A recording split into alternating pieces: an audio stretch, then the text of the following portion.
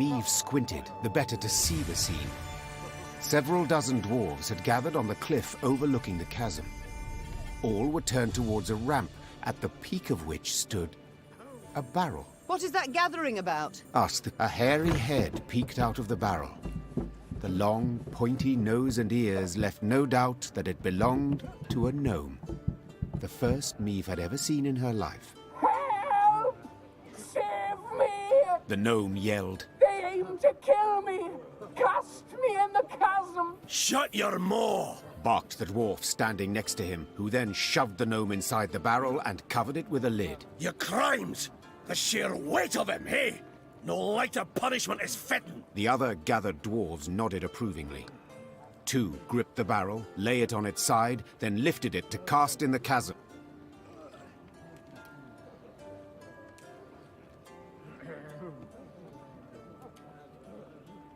The queen mounted up and squeezed her mare with her knees to urge her forward.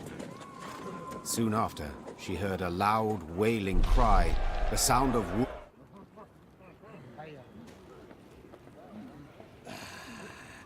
Dare say it was the bonniest flight I've ever seen. A perfect parabola.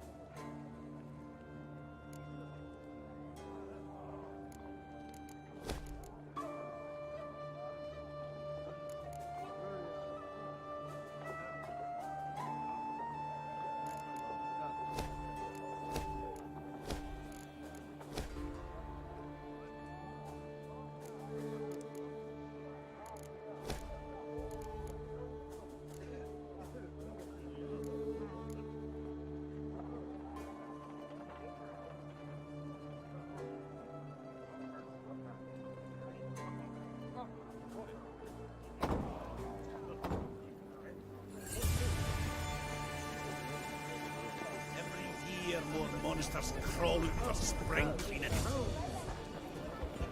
Remember, if you pass a snail en route to the mine, share a wee bite with them.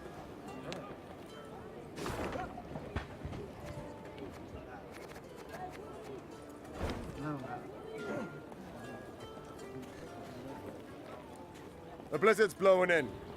Your Grace, perhaps we'd best pitch camp and wait for clear weather. Ain't a bad idea. Said we might be waiting a week. Then we march on. We've no time to waste. While we ride to and fro begging aid, Nilfgaard grows in power. We must obtain reinforcements as quickly as possible and liberate our home.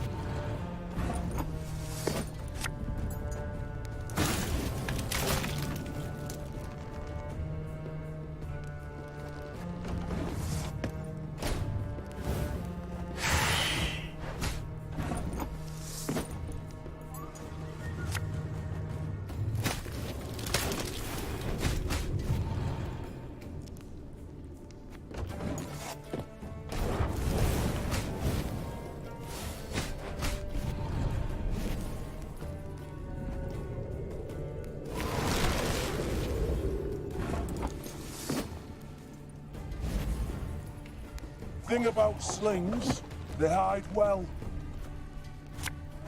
Left, right, left, right.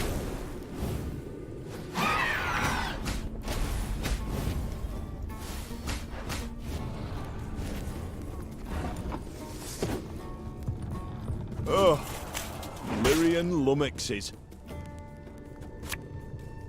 I'm a monster.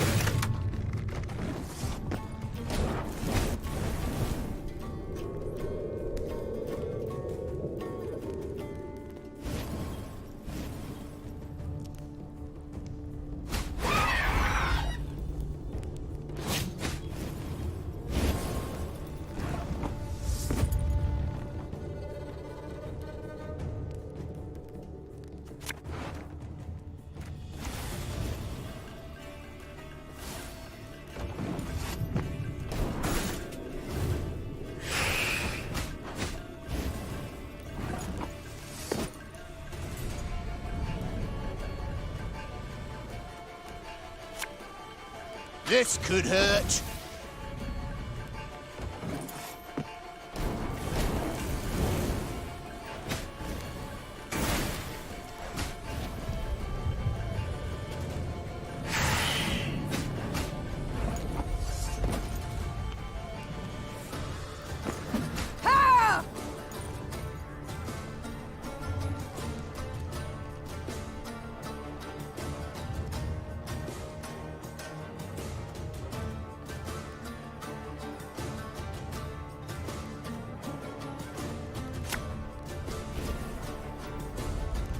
Her Majesty is exceptional.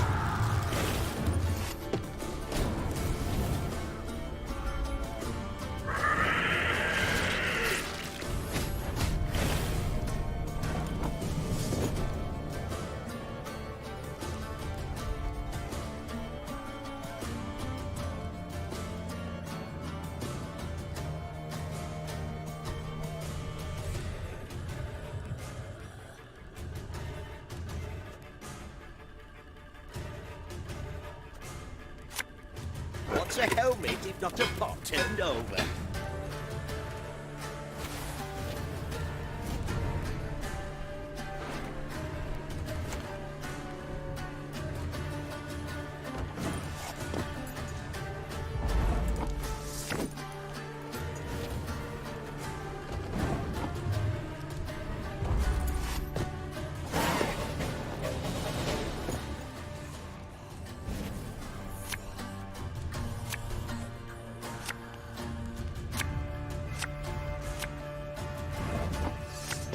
You must sweat like a swine in that jacket.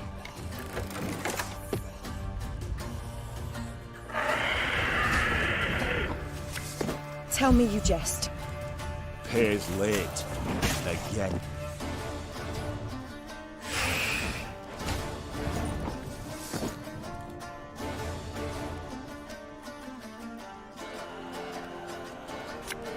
And just when you thought things were about to get dull.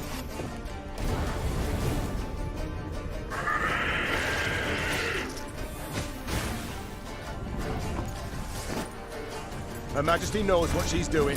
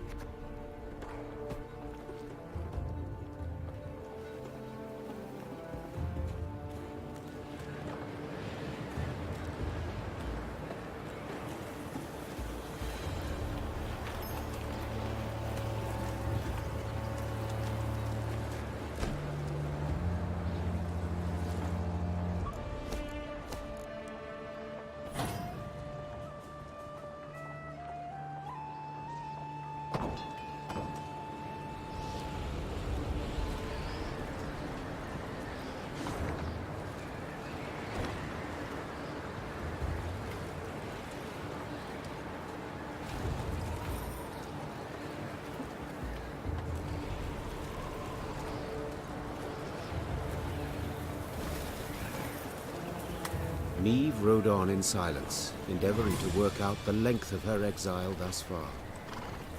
A scout's call tore her from her reverie. Your Grace! You must see this! With a grave mien, the soldier indicated a track in the snow. The hobnail boot print was all too familiar.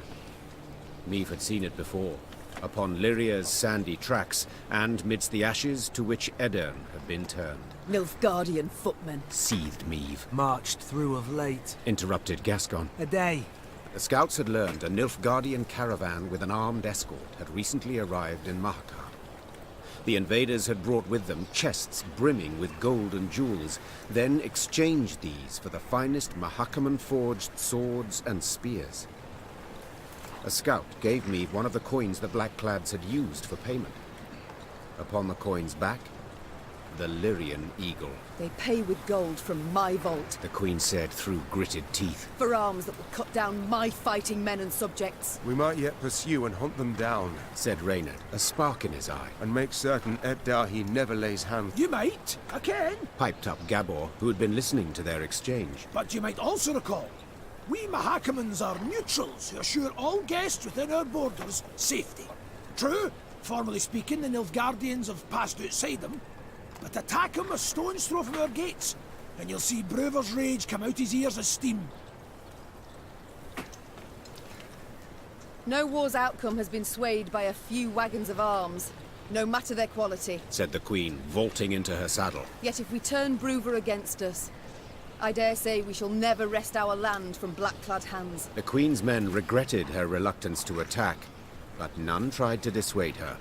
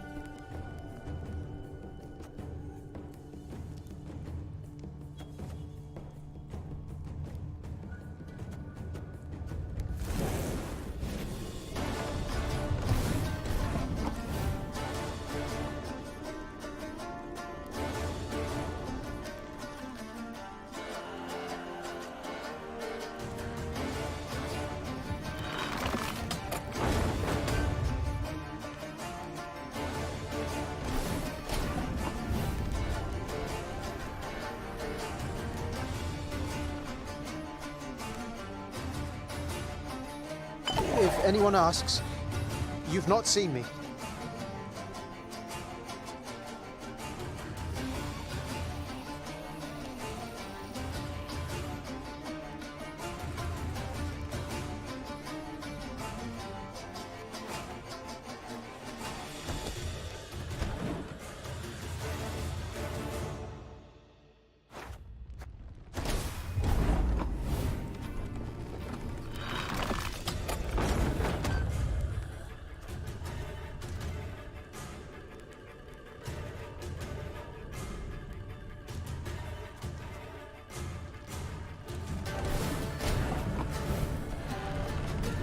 Gonna need 3 buckets of nails and a tub full of pegs.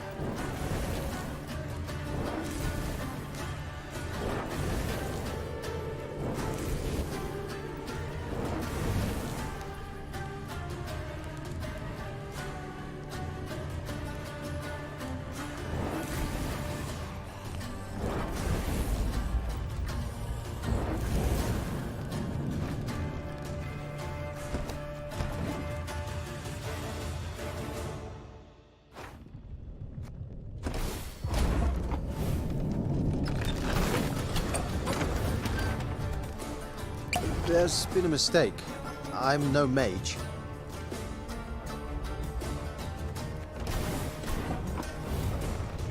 Don't you worry yourself, Your Grace. We'll get her done in no time.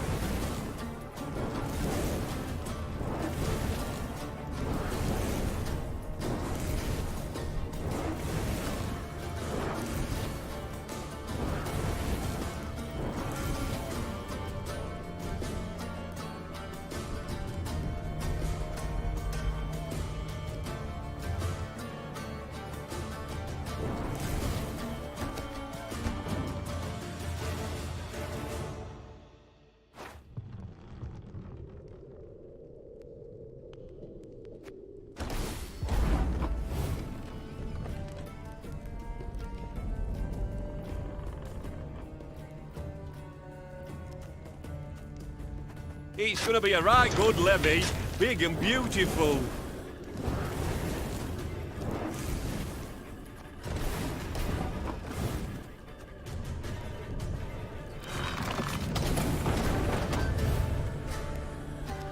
If anyone asks, you've not seen me.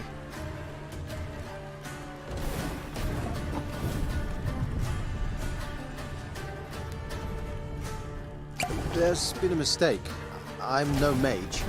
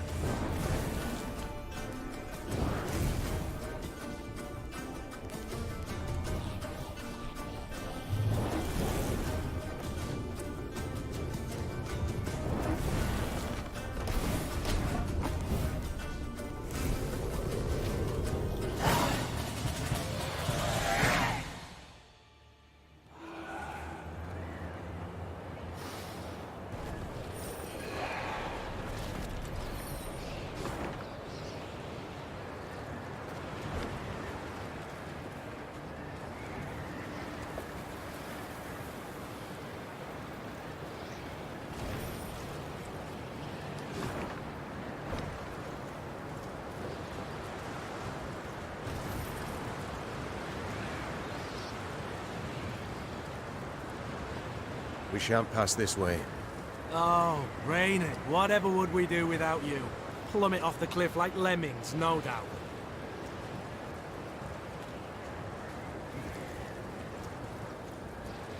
Maeve squinted and gazed off into the distance. It seemed to her that hundreds of black patches covered the peaks on the horizon. Once she had ridden up closer, she realized these were the windows of homes carved out of solid rock. Our pride this was, Sighed Gabor. Boro's Rump. A city carved out of mountain rock.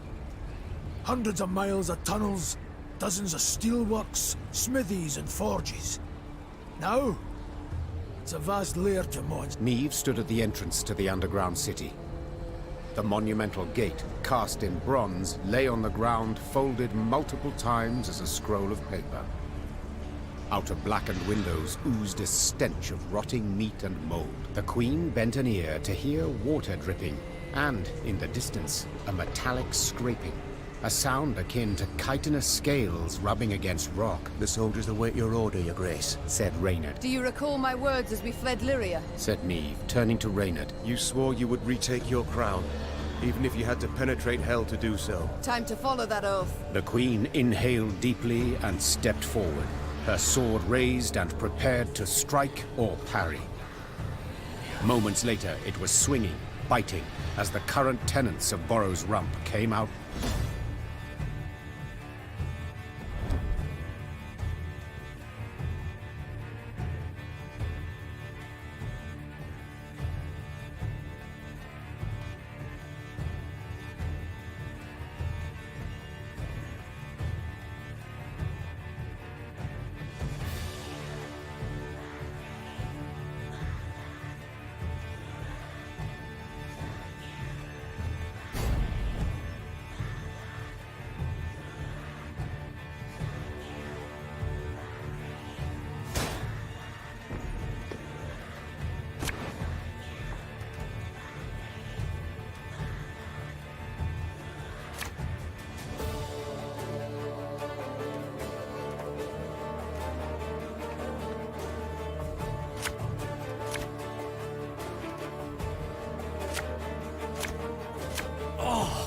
This stench is foul.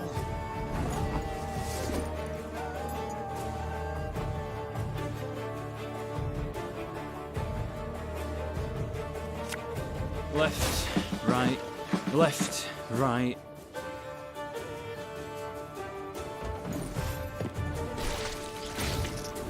Ah, damn it! They're hatching! Place is about to swarm with creepers!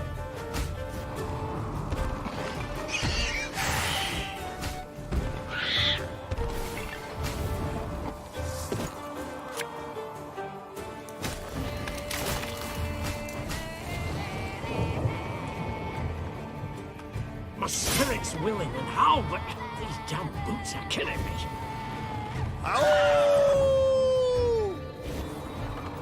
You must sweat like a swine in that jacket.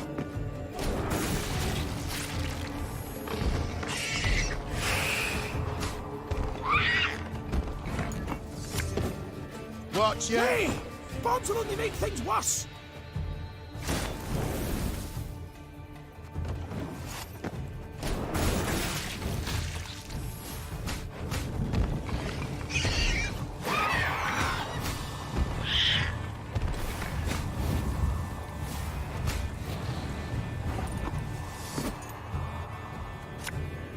Catch!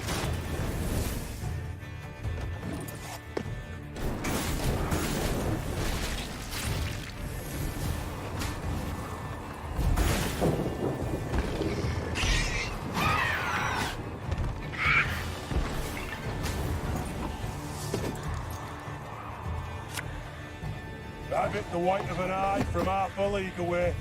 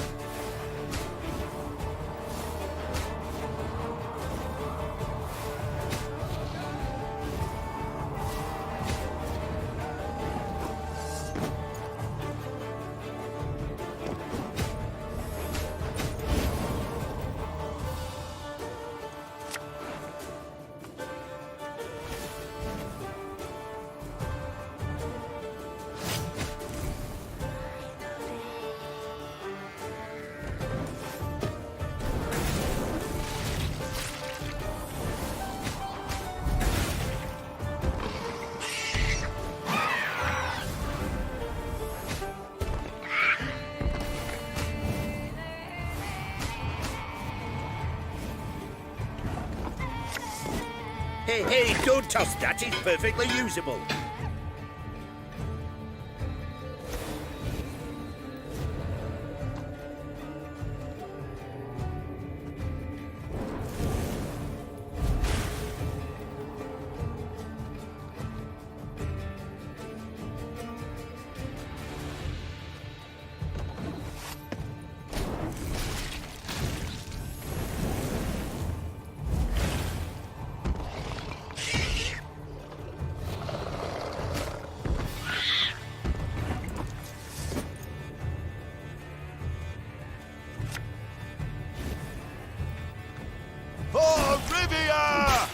There's a time to reap, a time to sow, and a time to die.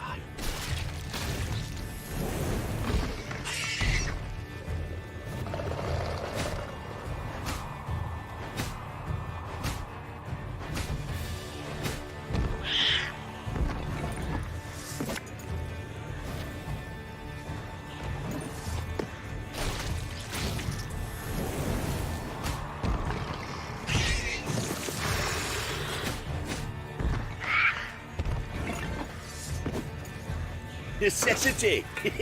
Invention's mum. You can try to win them all, but you won't.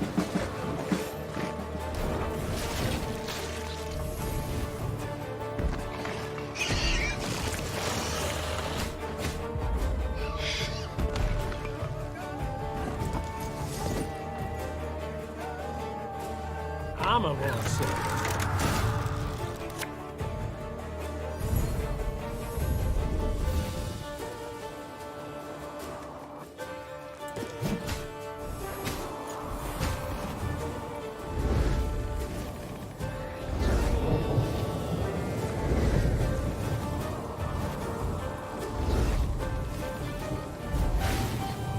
This way! Follow me!